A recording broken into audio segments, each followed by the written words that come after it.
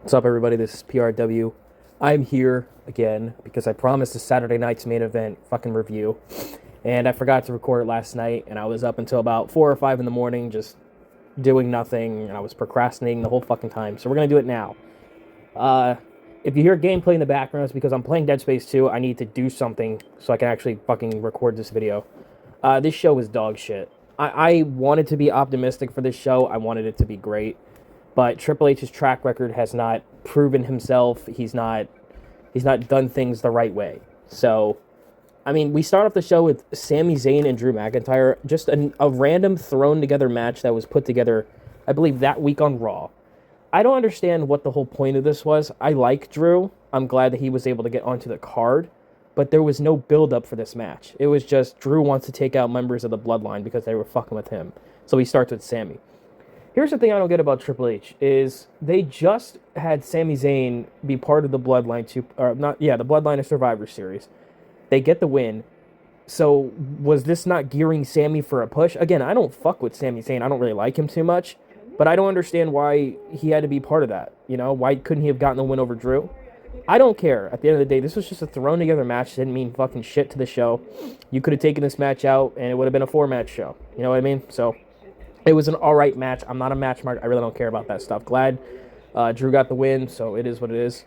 Io Sky faced Liv Morgan. This match was a fucking disaster. And it was on Io's part. I've gotten so many comments, so many hate comments from people on X, from people on Twitter. Or not, yeah, X is Twitter, my fault. People on YouTube talking about she's fantastic in the ring. She's a safe worker. She's a perfect Joshi for the roster. No, you must be fucking around with me now. Because I watched that fucking match. There was botches galore. She kicks Liv Morgan to the point where this kick got even me kind of worried. Because that's a kick you would see in UFC or MMA. I don't expect to see something like that in WWE. And again, for the people saying she's a safe worker, how do you explain this? Oh, you got a little too excited. No, she's fucking... Okay, you get too excited. Compose yourself. You're supposed to be a professional, are you not? Fucking compose yourself. You're not supposed to go out there and hurt people. This isn't the UFC. This isn't boxing. This is fucking goofy-ass, gay-ass professional wrestling. Are you going out there and fucking hurting people? What is wrong with you? And again, let's bring it back to Liv Morgan now. Liv Morgan finally gets a clean victory for once over anybody. And yet the internet is talking about, oh, this wasn't the right move. This and that, and the third. Bro, you have been begging for Liv Morgan to get a fucking clean win over everybody. And when Triple H finally caves into you, he's like, all right, I'll give her a clean win. All right, just leave me the fuck alone. He does what you want, and you fucking turn on him. Again, this is with the IWC's lack of fucking composure, lack of fucking brain cells, because you have been asking for this for months. Oh, do you know why? It's because, it was Io. We want Io to win. Who the fuck wants Io Sky versus Rhea Ripley? Who wants that? Look, I don't want Liv Morgan versus Rhea Ripley, but inherently that's a more fucking casual, friendly match than Io Sky. Io Sky cannot talk on the mic. She is not safe in the ring. Liv carried her throughout that match. Now, Liv didn't look too great herself, but she was miles better than fucking Io because she didn't go out and knee her to the point where Liv could potentially be hurt. And for everybody wishing injury on Liv or any wrestler, you're a fucking asshole. This is fake wrestling. If you hate the character, that's fine. Don't be saying, oh, Liv's got to get injured so Rhea can get her title back. Just shut the fuck up at this point. Nobody's trying to hear that or see that. I'm glad Liv won, and I hope that she's healthy. Hopefully she can come back and just shut the... and then it makes it worse at the end. Rhea Ripley comes out. Here we go with Rhea Ripley. This bullshit. So Triple H gives Liv the win clean, but he can't go 5 seconds without stroking his nose and having to throw Rhea Ripley out there, talking about, this is the title I never lost, blah, blah, blah. We've heard this shit for fucking months now. Can we move it the fuck on? I audibly, when I was watching this show, I was fucking so frustrated. Because I'm like, dude, how have you devalued your champion to the point where she cannot fucking win with the internet or the smarks? It's beyond ridiculous to me. I think he's failed his talents, and he will continue to fail it. Just keep watching, man. Next up was another rehashed bullshit, Gunther versus Damian Priest, and then they added Finn Balor in there for some reason. I'm going to be honest, everyone in that match is a fucking jobber. They're a joke. The only thing I can give to Gunther and Damian is that they're bigger guys, but they don't look like fucking wrestlers. Gunther looks like somebody who'd be working at a turkey stand, handing out turkey legs at fucking Disneyland. Damian Priest looks like a failed fucking Muay Thai MMA bullshit retard who never got his chance. And Finn Balor looks like somebody I would say at Hot Topic. Is this the extent of our professional wrestlers where they look like goofballs? They look like normal people. If Damian Priest was not 6'5", he would look like a fucking normal dude. Same thing with Gunther. And again, all three of these guys, not casual. They're not casual friendly. They're not rating success. Nobody watches this show for these guys. And Triple H, what is it with the runbacks? Why are we seeing so many runback bullshit? Nobody wants this shit. Only people that want it is the internet. And the internet is not the vocal majority. They're the vocal minority. Why are you caving into them like a retard? Alright, I'll give it to you guys. Just leave me the fuck alone already. Like, bro, you gotta stand your fucking ground. Do what you want. Why are you caring about what the internet wants? Fuck the internet. You know what? At this point, why? Fuck my opinion, Triple H. If you watch my videos, you should not give a fuck what I want. You should be caring about what makes you money, bro. And this just isn't it. Having Gunther as your world champion and having rematch after rematch after rematch every PLE, it's like, what the fuck is the point of watching this shit? That's why I was so close to not reviewing this, because it felt like an episode of Raw. Like, this whole card felt like something you'd see on Raw. The next up was the women's, I almost said Intercontinental. The women's U.S. title, Chelsea Green versus Michin, right? Is that how you say her name? I know her as Mia Yim. That's how I always fucking know her. Match was boring as fuck, dude. Does anyone really care about women's mid-card titles? Like, be honest. Do you really think that this is a good addition to the women's division when it is Triple H can't even book a main event for the women's division? No, it's not a good idea.